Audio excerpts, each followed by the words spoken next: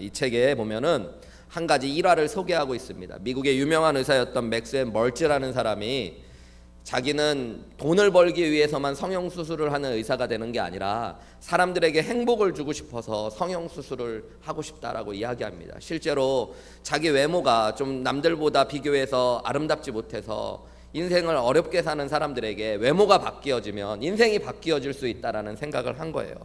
그러면서 정말로 실력을 쌓고 유명한 성형외과 의사가 됩니다.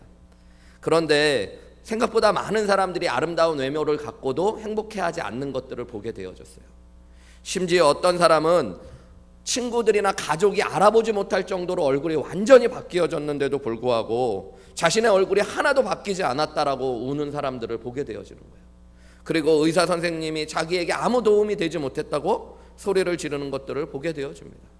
분명히 완전히 바뀌었는데 자기들은 바뀌어지지 않았다라는 것들을 고백하는 사람들을 보며 고민해요. 그러다가 이 맥스웰 멀치라는 의사가 사람들은 자기 마음 안에 있는 자아상이라는 게 있다는 것들을 깨닫게 됩니다.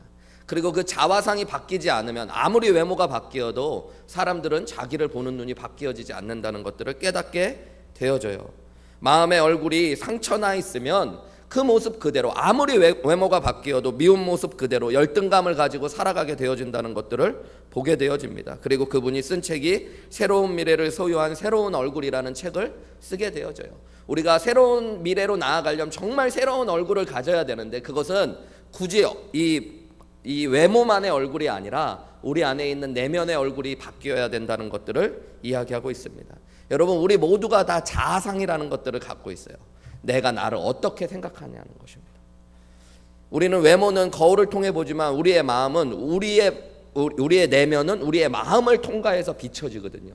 그래서 우리의 마음이 병들면 우리의 모습도 계속 왜곡되게 보여지게 되는 것입니다. 여러분 혹시 놀이동산 같은 데 가면 귀신의 집이나 어떤 신비한 체험 같은 것들을 한다고 거울이 사람의 모습을 그대로 비춰주지 못하고 왜곡되게 비추어지는 것들을 보신 적이 있으세요? 어떨 때는 되게 조그맣게 보이기도 하고 어떨 때는 되게 길게 보이기도 하고 뚱뚱하게 보이기도 하고 내 모습은 그대로인데 거울이 왜곡되어져 있으면 내 모습을 그렇게 왜곡되게 보게 되어지는 거예요. 여러분, 사람의 마음이 그렇다는 것입니다. 우리의 모습이 아무리 좋고 아름답다고 하더라도 우리의 마음이 병들고 삐뚤어져 있으면 우리의 마음을 통해서 우리는 우리 자신의 모습을 보기 때문에 사람들이 보아도 진짜 객관적으로도 훌륭하고 좋은 것들이 많더라도 자기는 자기를 계속 삐뚤어지고 나쁘게 보게 되어지는 거예요. 자기 자신을 사랑하고 존중하는 마음을 자존감이라고 이야기합니다. 그래서 자기를 사랑하고 귀하게 여길 줄 아는 것이 자존감인데요. 이 자존감이 우리의 마음에서 되게 중요한 부분을 차지하게 되어집니다. 생각보다 많은 사람들이 낮은 자존감을 가지고 살아갑니다. 왜냐하면 마음의 상처 때문에 자기 자신을 존중하고 사랑하지 못하게 되어지는 것이에요. 자존감이 낮은 사람들은 칭찬을 해줘도 그것을 그대로 받아들이지 못합니다. 칭찬을 해줘도 저 사람이 지금 나를 비꼬는 거라고 속으로 생각하게 되어집니다. 진심이 아니라고 생각하게 되어집니다. 귀한 것들을 얻어도 감사하지 못하게 되어집니다. 저 사람이 나를 동정한다라고 생각하게 되어집니다. 지나치게 사람들의 평가에 민감하게 되어져요. 사람들의 평가를 있는 그대로 받아들이지 못하면서도 계속 사람들에게 신경 쓰는 이중적인 성향을 보이게 되어집니다. 그리고 스스로 노력해서 인정받겠다라고 얘기하면 자기가 부족하다라고만 생각하기 때문에 이상한 완벽주의자가 되어버리기도 합니다. 신앙인의 경우는 율법주의자가 되어가기도 해요죠. 남과 자신을 계속 비교하게 되어집니다. 원망과 불평이 가득하고 자기 자신을 사랑하지도 못하게 되어지며 다른 사람도 사랑하지 못하게 되어집니다.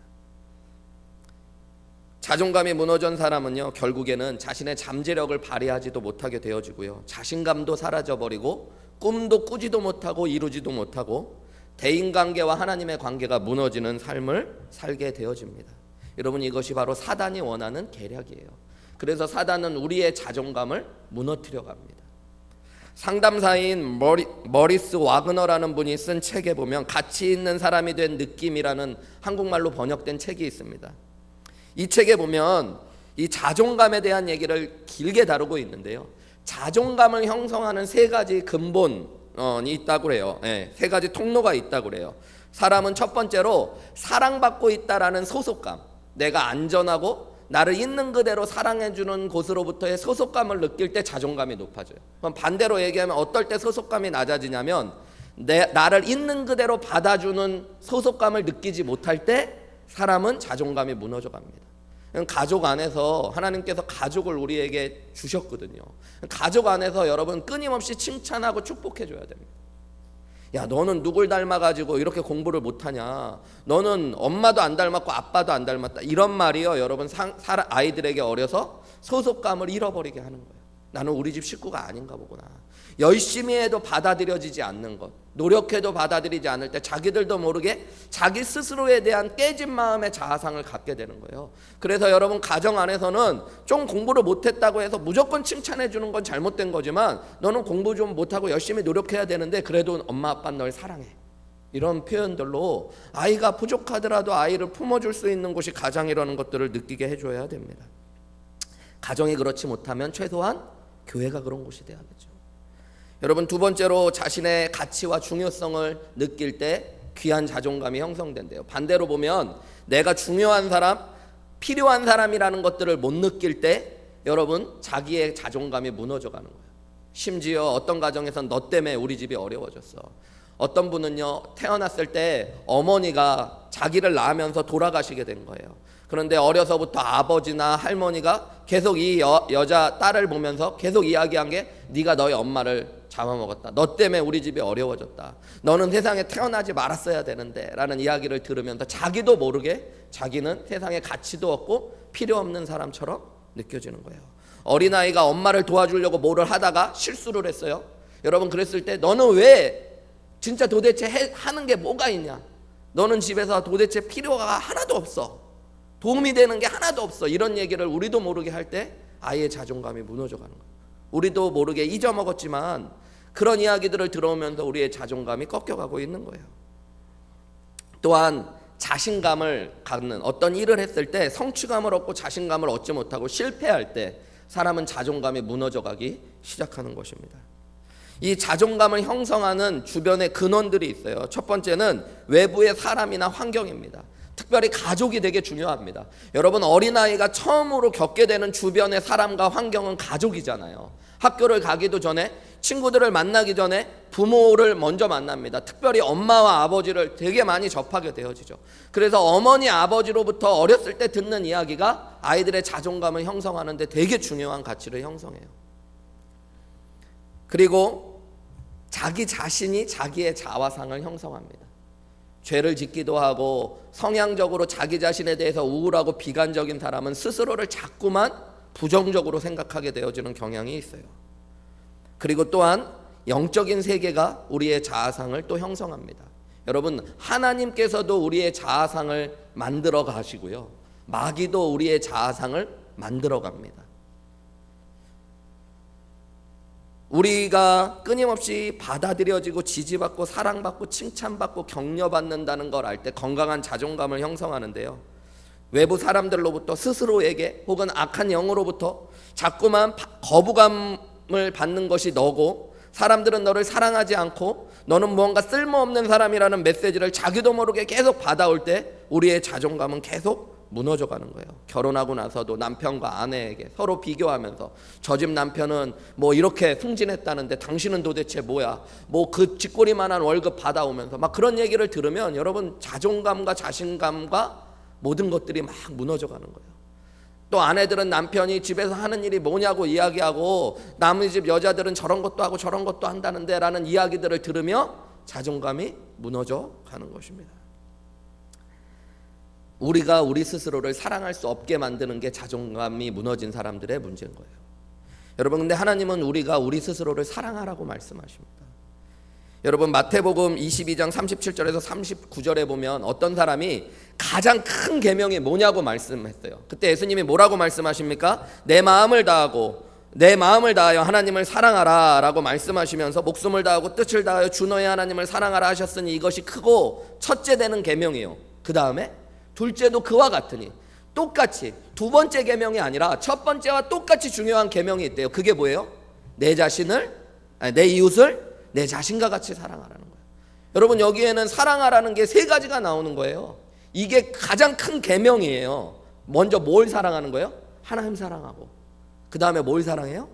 네 자신을 사랑하고 그와 똑같이 이웃을 사랑하라는 거예요. 여러분, 내가 나를 사랑하지 못하면 이웃을 사랑할 수 없습니다.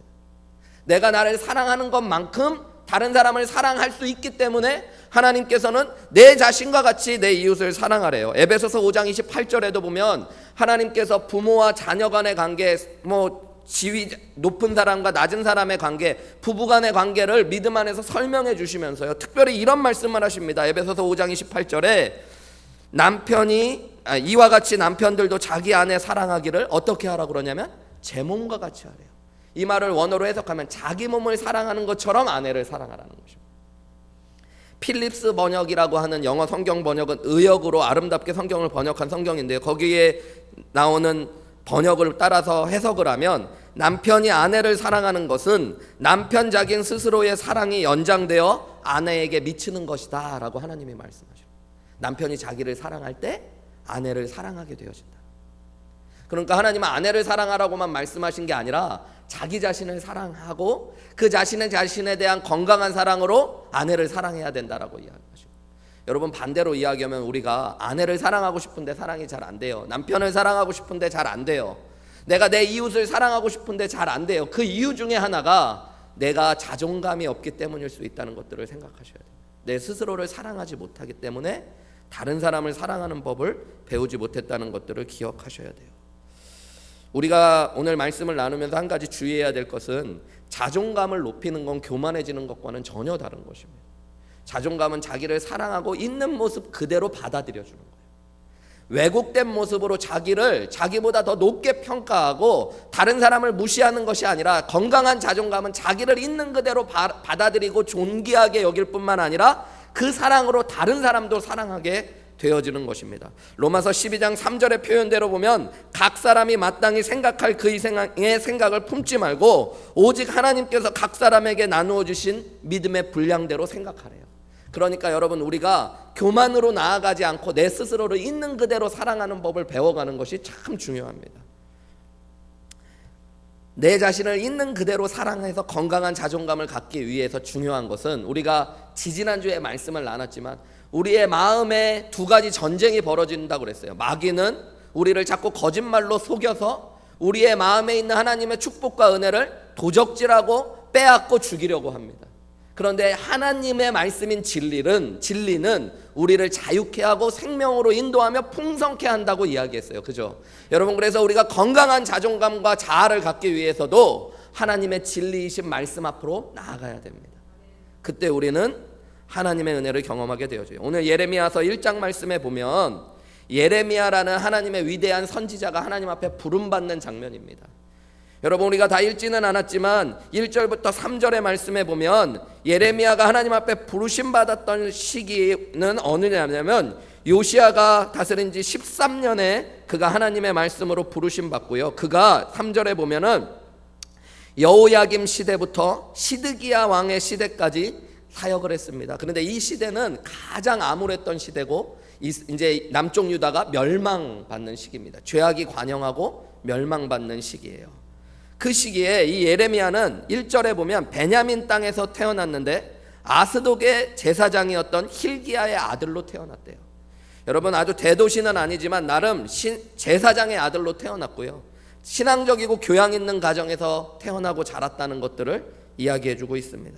그런 그에게 하나님의 말씀이 직접 임하셨어요. 놀라운 장면이죠. 하나님이 직접 나타나셔서 그를 불러주셨습니다. 여러분, 이건 자부심을 가질 만한 일이고 되게 자기 스스로에 대해서 귀하게 여겨야 될 마음일 것 같은데, 하나님이 그에게 나타나셔서 4절 말씀에 보면 여호와의 말씀이 내게 임하니라 이르시되 내가 너를 모태에 짓기 전에 너를 알았고 내가 배에서 나오기 전에 너를 성별하였고 너를 여러 나라의 선지자로 세웠다고 그래요. 여러분, 얼마나 대단합니까? 그를 태어나기도 전에 하나님이 그를 다른 사람들로부터 구별하셨대요. 그래서 열국의 선지자로 세우기로 결심하셨대요. 여러분, 얼마나 감사한 일이에요. 그러면 아멘, 감사합니다 해야 될 것 같은데, 예레미야의 첫 고백은 뭐냐면 6절에 슬픕니다 그래요. 아픕니다, 괴롭습니다, 슬픕니다. 왜 이런 이야기를 할까요? 주 여호와여, 하나님 좀 보세요 라고 이야기하면서 나는 아이입니다, 말도 잘 못합니다 라고 이야기해요. 여러분 여기 보면 이 아이라라고 한 말은요, 자신은 미련하고 아무것도 할 수 없는 미천한 존재입니다 라고 이야기하는 것입니다. 나이가 그냥 젊다라는 표현을 넘어서 자기는 미련하고 아무것도 할 수 없는 자입니다 라고 이야기하는 거예요. 그것에 대하여 7절에 하나님은 뭐라고 말씀하십니까? 여호와께서 내게 이르시되 너는 너 스스로를 아이라고 말하지 말아라 라고 말씀하십니다. 내가 너를 누구에게 보내든지 너는 가며 내가 내게 무엇을 명령하든지 너는 말하라 라고 말합니다. 예레미야 안에는 자신감이 없고 두려움이 가득 차 있었던 것 같아요. 하나님은 8절에 너는 그들을 두려워하지 말라, 내가 너와 함께하여 너를 구원하리라, 나 여호와의 말이니라, 이렇게 말씀하시며 하나님이 부르시는 장면입니다. 여러분, 예레미야는 무슨 일인지 모르겠지만 자기 자신에 대해서 뭐라고 부르고 있어요? 자기를 아이입니다. 미련한 자입니다. 자기는 미천한 존재입니다. 실제로 그는 뭐 어마어마한 대도시의 제사장 가문은 아니었지만 당시에 사회적으로 봤을 때 꽤 괜찮은 집안의 자녀이기도 하고요. 무엇보다도 하나님이 직접 나타나서 그를 태어나기 전부터 구별하였고 열국의 선지자로 세우시겠다는 축복의 말씀을 던져주고 있는데, 그는 자기 자신을 향해서 뭐라고 이야기하냐면 나는 아이입니다. 나는 미천한 사람입니다. 여러분, 이게 겸손한 표현 같지만 그런 것이 아닙니다. 이것은 낮은 자존감의 표현이라고 그러는 거예요. 여러분, 겸손은 하나님께서 부르셨을 때 저는 미약하지만 하나님이 부르시면 감사합니다, 할 수 있을 줄 믿습니다, 이게 겸손인 거예요. 우리는 겸손과 왜곡된 자아, 또 우리 외식을 헷갈릴 때가 있어요. 한국 사람들은 예를 들어서 여러분 막 상다리가 부러지도록 음식을 차려놓고 차린 게 없는데, 여러분 이런 건 겸손의 표현이 아니에요. 자기 마음에는 그런 생각이 하나도 없는데 이런 건 외식이라고 그러는 거예요. 여러분 내가 다윗이 골리앗 앞에 서가지고 너는 칼과 창과 단창으로 내게 오거니와 나는 만군의 여호와의 이름으로 내게 가노라 할 때 다윗의 형들은 다윗을 보면서 뭐라 그래요? 너는 교만한 아이라고 이야기해요. 그런데 다윗은 교만했던 게 아닙니다. 한 번도 자기를 의지하여 나아갔던 것이 아니에요. 뭐를 의지하여 나아간대요? 만군의 여호와의 이름으로 나아간다고 이야기합니다. 여러분, 하나님을 의지할 수 있는 사람이 겸손한 사람인 것이에요. 오늘 예레미야가 겸손한 사람이었고 믿음의 사람이었다면 저는 부족하지만 하나님이 하실 수 있을 줄 믿습니다. 하나님의 말씀이라면 순종하겠습니다 라고 나아가야 될 텐데, 그는 그것이 아니라 하나님의 부르심 앞에 슬프다고 이야기하고 나는 아이라, 나는 미천한 자라, 미련한 자라 라고 이야기하고 있는 거예요. 그의 마음에 왜곡된 자존감이 있었다는 걸 볼 수 있습니다. 여러분, 근데 성경에 보면 생각보다 많은 하나님께서 쓰신 사람들이 이 건강하지 못한 자존감을 가지고 있었어요. 우리가 몇 달 전까지 살펴봤던 출애굽기의 말씀에도 보면 모세가 80세의 나이에 떨기나무 가운데 호렙산에서 하나님의 부르심을 받습니다. 그때 하나님께서 한 장 넘게 계속 모세를 부르시는데요, 모세는 계속 뭐라고 그러냐면 똑같이 나는 말을 잘 못합니다. 하나님, 나는 나이가 많습니다. 나는 할 수 없습니다 라고 이야기해요. 하나님이 나중에 그만 좀 이야기하라고 할 정도로요. 여러분, 모세가 왜 그랬는지 우리는 이해할 수 있죠. 40에 그는 큰 실패를 맛보고 도망자가 돼서 40년간이나 그 긴 세월을 광야에서 처가살이를 하며 살았습니다. 아마 그의 자존감은 계속 무너지고 꺾여졌을 거예요. 여러분, 기드온이라는 사람도 사사기에 나옵니다. 그도 하나님께서 사사기 가운데 가장 위대하게 사용하셨던 하나님의 위대한 종이었음에도 불구하고 하나님이 그를 처음 부르러 오셨을 때 그는 뭐라 그러냐면 우리 집안은 베냐민 가문 가운데 가장 작은 가문이고 나는 그 중에서도 가장 미천한 자입니다. 여러분, 자기를 어떻게 보느냐가 참 중요한데, 하나님께 쓰임받았던 많은 사람들 중에 또 많은 사람들이 자기 자신을 미련하고 부족하고 연약한 자라고 스스로 칭하고 있는 낮은 자존감에 상처받은 사람들이었다는 것들을 보게 됩니다. 그런데 참 감사한 건 여러분, 하나님이 그런 사람들을 고쳐서 위대한 사람들로 쓰셨다는 것입니다. 그 사람들이 낮은 자존감 때문에 사용받은 게 아니고요, 그 사람들이 하나님의 음성을 듣고 하나님께서 그들을 향하신 계획을 깨달았을 때, 그리고 자신들이 스스로 생각하는 말이 아니라 하나님이 자신들에게 해주시는 말을 받아들였을 때, 여러분, 그들이 하나님의 위대한 사람으로 쓰임 받았음을 기억하시기 바랍니다. 오늘 예레미야도 마찬가지예요. 오늘 예레미야를 통해 하나님이 계속 하시는 말씀이 뭡니까? 여러분, 5절 말씀 다시 한번 보면요, 처음 오셔서 하셨던 말씀이 내가 너를 모태에 짓기 전에 알았고 내가 너를 배에서 나오기 전에 성별하였다. 하나님은 그를 창조하신 분이며 창조 때부터 그를 축복하시고 사랑하신 분이라고 이야기하시고 계세요.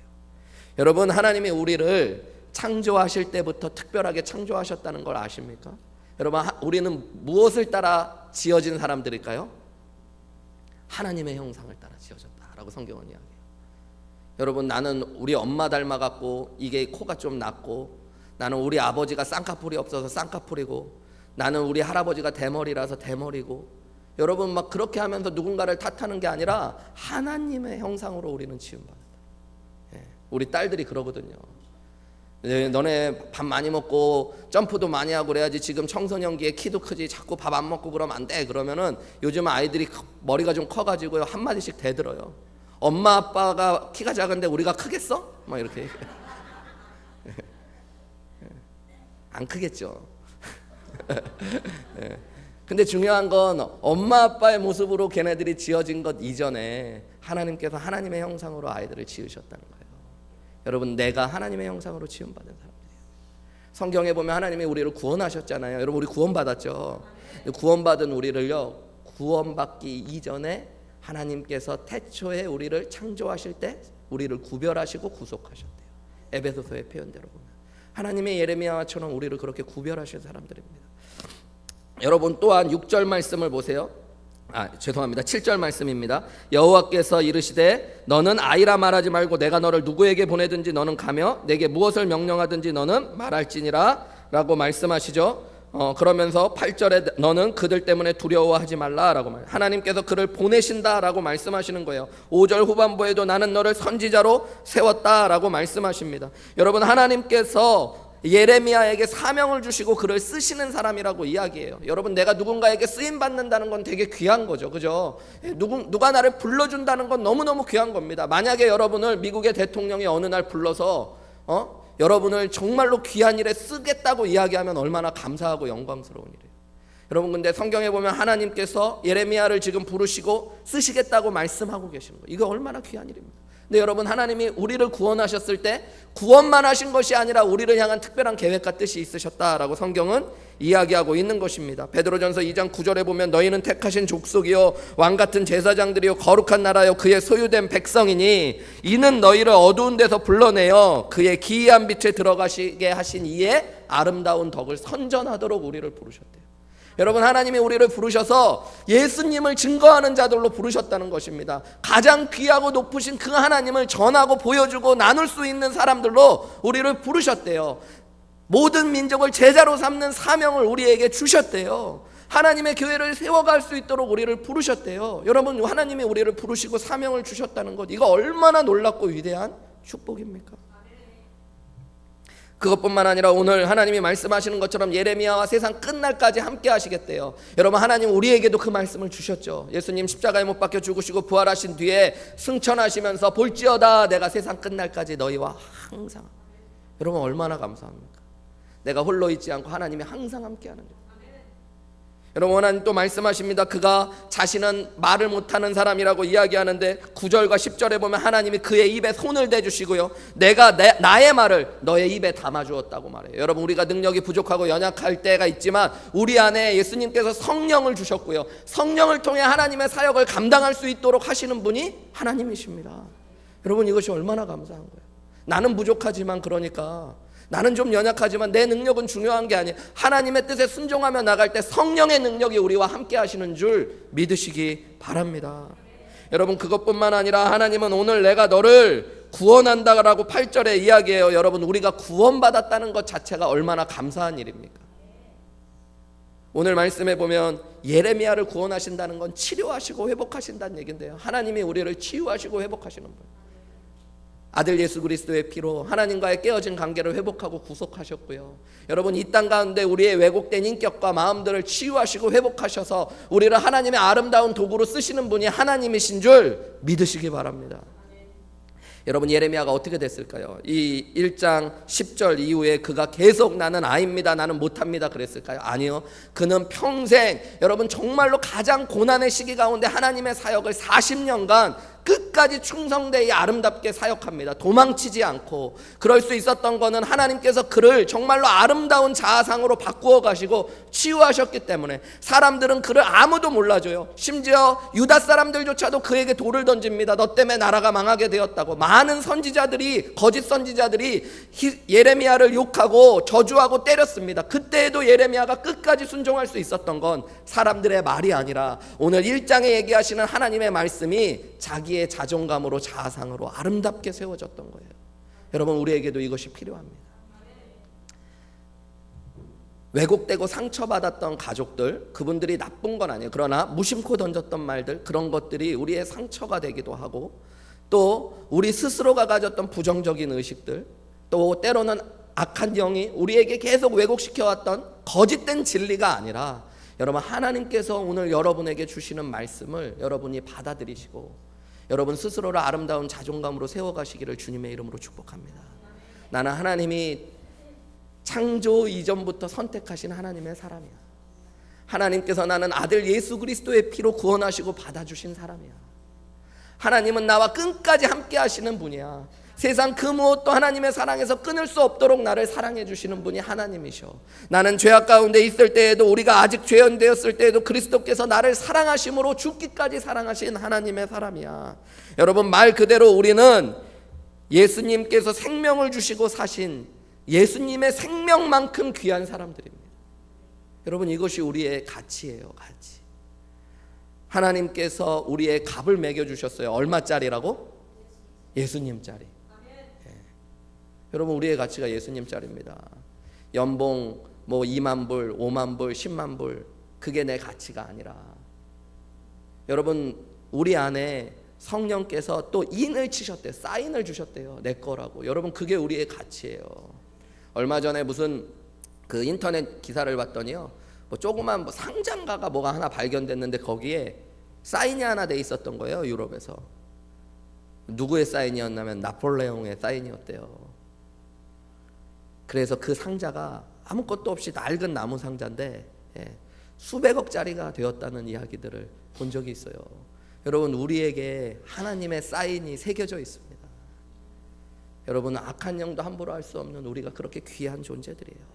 하나님께서 우리를 받아주신 사람들입니다. 여러분, 하나님의 자녀로, 백성으로 받아주셨고 영원히 받아주시는 사람들이에요. 여러분, 그것이 우리의 가치고 우리의 존재라는 것들을 반드시 깨달아야 되는 것입니다.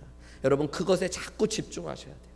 악한 영이 너는 쓸모없어, 너는 보잘것없는 사람이야, 너는 하찮은 사람이야 라고 스스로에게 고백하게 하고, 우리 스스로도 자꾸 나를 그렇게 부정적으로 인식하게 할 때에 여러분, 하나님의 말씀 앞으로 나아가시는 귀한 은혜가 있으시기를 주님의 이름으로 축복합니다. 하나님이 나는 두고 보기에도 아까운 사람이야. 하나님께서는 나는 보시면서 웃음을 참지 못, 기쁨을 이기지 못하신대요. 나만 보시면. 여러분, 하나님은 나를 죽기까지 사랑하신대요. 하나님께서 나를 하나님의 형상으로, 하나님의 자녀로 삼아 주신 사람이래요. 여러분, 그것을 우리의 진리로, 사실로 받아들이시기를 주님의 이름으로 축복합니다. 그때 우리는 건강한 자아상을 갖는 거예요. 안데르센의 동화에 보면 미운 오리 새끼가 있죠. 욕한 거 아닙니다, 여러분. 미운 오리 새끼, 아기 오리. 보면은 오리 새끼가 아니에요. 누가? 백조 새끼가. 어디에서 자라게 되어져요? 오리 무리에서. 그래서 엄청 구박받아요. 너는 왜 이렇게 애가 색깔도 좀 이상하고 다리도 왜 이렇게 기냐고, 말라가지고 우리같이 좀 짧고 단단해야지. 그래가지고 막 오리들한테 엄청 구박받아요. 그러다가 어느 날 자기의 못난 얼굴을 보고 물을 보면서, 나는 왜 이렇게 오리들과 다르고 못났을까 보는데 먼 하늘 위로 아름다운 백조들이 무리를 지어 날아가는 걸 보잖아요. 그리고 그 무리들을 보고 나서 자기를 다시 봤더니 똑같은 자기였는데, 얼마 전까지 백조들을 보기 전에 자기가 봤던 자기는 정말로 미운 오리였는데, 백조를 보고 자기를 봤더니 자기가 뭐였던 거예요? 아름다운 백조였던 거예요. 여러분, 그게 우리의 자아상입니다. 예배 오기 전까지는 나는 여전히 엄마는 해주는 게 뭐가 있어, 당신은 뭐 맨날 이렇게 늦고 교회 오면서도 당신 때문에 그냥 주일날 교회 가기 싫어 막 이런 소리 들으면 그냥 자꾸만 자존감이 무너져 있었는데, 목사님의 말씀을 듣고 하나님의 말씀 안에 서고 났더니 내가 달라 보여지는 것. 오리가 백조로 되는 은혜가 있으시기를 주님의 이름으로 축복합니다. 여러분, 그게 정말로 귀한 겁니다. 여러분, 요한복음 9장에 보면 날 때부터 소경이었던 사람이 나와요. 그 사람은 계속 당시의 유대 문화에서 너는 정말로 하나님 앞에 예배할 수도 없고 공동체 안에 설 수 없는 사람이라는 저주받은 사람의 이야기를 들으며 평생을 자란 것입니다. 당시의 불구들은 예배할 수도 없고 하나님께 저주받은 자였어요. 누구의 죄 때문에 저주받은 거였어요. 제자들도 예수님께 이렇게 묻습니다. 예수님, 저 사람은 누구의 죄 때문에 저렇게 된 겁니까? 부모의 죄입니까? 아니면 그 스스로의 죄입니까? 근데 예수님 뭐라고 말씀하셔요? 누구의 죄도 아니라 하나님이 하시는 일을 나타내고자 하신 것이라. 그는 처음으로 깨닫게 된 거예요. 내가 눈이 먼 것은 하나님이 일하시기 위해서. 그는 평생 자기 자신의 눈먼 걸 보면서 나는 부족한 사람, 불구, 나는 저주받은 자라고 생각했을 텐데 하나님의, 예수님의 음성이 들려졌더니 나는 하나님의 영광, 그리고 하나님이 그의 눈을 뜨게 하셨을 때 그가 정말로 하나님의 역사를 보여주는 사람이 되어졌던 것입니다. 여러분, 이와 비슷한 사람의 이야기가 있습니다. 여러분도 많이 책이나 영상을 통해 보신 분들이 많을 텐데요. 닉 부이치치라는 분이 계십니다. 이분은 태어날 때요, 여러분, 양쪽 팔이 없이 태어났어요.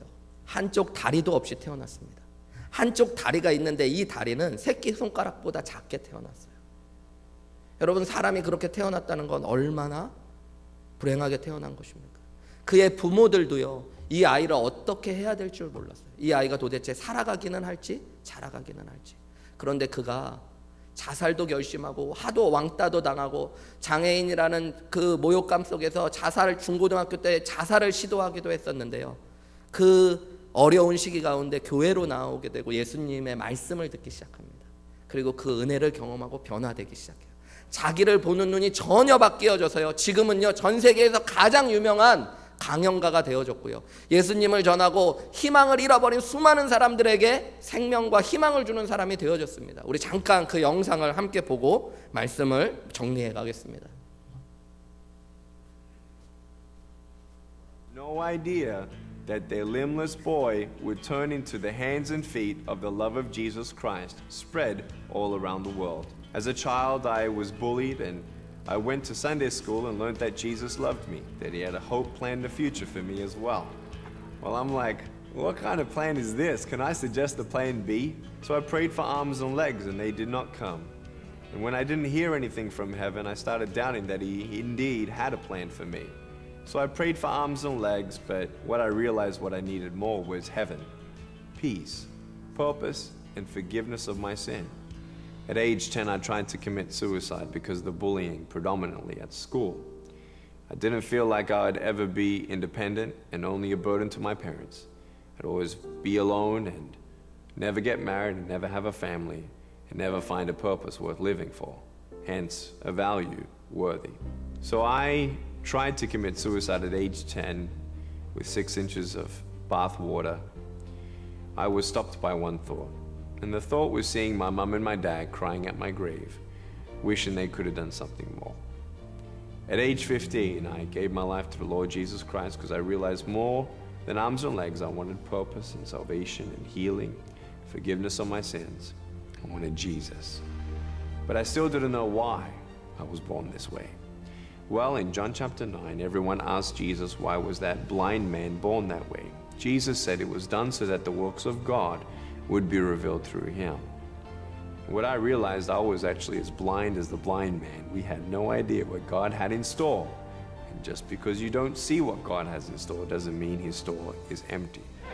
Kids come up and say, "What happened?" And I say, "Cigarettes." Definitely as a child and a teenager, I'd never thought I'd be a speaker that would travel around the world and meet presidents and speak at congresses and be in stadiums as large as 110,000. I had no idea, and I just give God all the glory and all the praise for the people who pray for us, the people who support us, and made this possible to travel around and preach the gospel to millions of souls. God loves me not because of what I can do or what I will do for the kingdom of God. He just loves me for me. When I put my little foot on my wife's womb as she was pregnant with our first son, I felt him kick, and I looked at my wife in her eyes, and I said, "Babe, I love him." I never touched him, saw him, heard him laugh, see him smile. He never earned my love. That love was always there from the beginning, before he was even born. So be challenged today to know that God is not done with you yet. He wants to stretch you a little bit. And I dare you to believe in the greatness of our God, because he has no limit.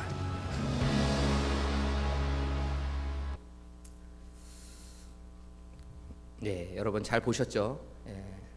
10살 때까지 자기를 보는 눈이 세상에 그냥 사람들이 말하는 눈과 자기 자신의 왜곡된 모습으로 볼 때는 죽을 수밖에 없었던 인생이었지만, 하나님의 말씀과 진리 앞에서 다시 서게 됐을 때 그가 자기를 보는 눈이 완전히 바뀌어지고 나서 하나님이 그를 향하신 놀라운 계획들이 그제서야 자유롭게 펼쳐져 가는 것들을 보게 되어집니다.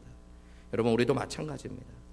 여러분, 우리가 우리 스스로를 보는 눈을 우리의 관점이 아니라 하나님의 눈으로 바꾸어 드릴 필요가 있는 것입니다. 여러분, 교회가 또한 그런 곳이 되어야 됩니다. 가정이 또한 그런 곳이 되어야 됩니다. 여러분 자녀에게 하나님의 눈을 보여주시고 알려주는 분들이 되셔야 됩니다. 교회 안에 부족하고 연약한 분들을 볼 때 세상의 가치와 눈이 아니라 하나님께서 가지신 눈으로 축복하고 격려하시는 사람들이 되어야 되는 것입니다. 성공하는 사람들의 7가지 습관이라는 책에 나온 한 가지 일화를 소개해드리고 오늘 말씀을 마치려고 합니다. 스티븐 코비가 쓴 성공하는 사람들의 7가지 비결에 보면 실제로 있었던 한 아프리카의 마을의 이야기가 나옵니다. 그 아프리카 부족들은 아내를 얻을 때 남편들이 아내의 집에다가 결혼 지참금을 주는 것들이 풍습이에요. 보통 여인들에게는 소 한 마리 정도, 암소 한 마리 정도를 주는 것이 기본이고요. 좀 괜찮은 여자, 되게 꼭 이 여자를 너무너무 사랑하고 얻고자 하는 여자한테는 암소 2마리 정도, 그리고 대단한 뭐 결혼식을 할 때는 암소 3마리 정도, 별 볼 일 없는 여자를 데려오거나 내가 능력이 별로 없을 때는 염소를 주기도 하는 그런 문화인데요. 어느 날 미국에서 공부하고 온 추장의 아들이 청혼을 한다라는 소문이 퍼졌습니다. 마을 사람들 다 막 궁금해했어요. 도대체 어떤 여자에게 청혼을 할 것이냐, 그게 제일 궁금한 거였고, 두 번째는 얼마나 많은 황소를 주냐, 암소를 1마리 주냐, 2마리 주냐, 3마리 주냐가 관심사항이었던 거예요. 근데 이 추장의 아들, 그 잘생기고 나중에 이제 지도자가 될 사람이고 유학까지 갔다 오고 이런 사람이 줄 때는 염소만 줘도 고맙겠다, 이런 이야기들, 염소 안 받아도 나는 시집 가겠다, 막 이런 사람들이 막 있었거든요. 근데 이제 추장의 아들이 오고 나서 이제 청혼을 하러 간다고 이야기하는데 놀라운 일이 벌어진 거예요. 이 추장의 아들이 암소 5마리를 끌고 나가는 거예요. 사람들이 이해가 안 돼요. 도대체 어떤 여자한테 청혼을 하려고 그러길래 암소 5마리를 끌고 가나. 그리고 나서 어떤 가난한 집 앞에 도착하게 되어지고요. 어떤 여인의 이름을 봅니다. 사람들이 너무 깜짝 놀라요. 그 마을에서 사람들이 다 아는 여인인데 별로 예쁘지도 않아요. 나이도 많아요. 추장 아들과 동갑이야. 추장 아들은 유학 갔다 오고 공부하느라고 나이가 들었는데 보통 그 마을 여자들은 그보다 훨씬 더 일찍 결혼하는데 도대체 시집도 못 가고 나이 들고 별로 예쁘지도 않은 저 여자한테 왜 그러나. 근데 이 추장 아들이 나는 초등학교 때부터 너를 사랑했어, 그러면서 그 여인에게 내 청혼을 받아줘, 그러고 암소 5마리를 준 거예요. 이 선교사님 한 분이 그 일을 같이 봤는데요. 이 추장 아들과 같이 친했기 때문에 그것을 보고 나중에 미국으로 오게 됐어요. 그리고 이 부부가 미국에서 살고 있다는 이야기를 듣고요. 이 부부가 살고 있는 뉴욕을 방문하게 되었을 때 이 부부의 집에 방문하게 됩니다. 그런데 너무 놀란 거예요. 부인이 바뀌어 있는 거예요. 한 10년 사이에. 그때 그냥 별로 못생기고 나이 든 여자 말고 엄청 아름답고 귀부인 같은 여자랑 살고 있는 거예요. 그래서 암소 5마리 주고 그렇게 하더니 결국에 딴 여자를 얻었구나. 그러고 말도 못하고 그때 결혼식 그 청혼했던 거 봤던 얘기도 못하고 그냥 얘기를 하는데, 얘기를 듣다 보니까 그 여자가 맞는 거예요. 어떻게 된 일인가 이야기하는데 이 여인이 자기 이야기를 하는 거예요. 자기가 사랑했고 자기도 좋아했던 사람이지만 내가 감히 꿈도 꿀 수 없었던 사람. 그 사람이 누군가에게 청혼한다는 이야기를 들었는데 자기를 찾아왔고 자기에게 암소 5마리라는 선물을 주고 자기가 결혼한 뒤로 자기는 스스로를 추장의 아들이 암소 5마리를 주고 청혼한 사람으로 자기를 보게 되었다는 거예요. 그때부터 이 사람의 모습이 바뀌어지는 거예요. 자기의 말도 바뀌어요. 기품이 생기는 거죠. 그리고 자기의 생각도 삶도 바뀌어가는 거예요. 여러분, 오늘 저와 여러분은 예수님짜리 사람들이라고 이야기합니다. 여러분, 우리가 그것을 알 때 우리의 말도 바뀌어갈 수 있어요. 우리의 생각도 바뀌어갈 수 있어요. 여러분, 내가 스스로 봤던 내 모습이 아니라 내 마음에 왜곡된 거울을 통과해서 보는 내가 아니라 하나님의 진리의 말씀을 통과해서 우리 스스로를 보시고 우리 스스로를 귀하게 여기시는 은혜가 있으시기를 주님의 이름으로 축복합니다.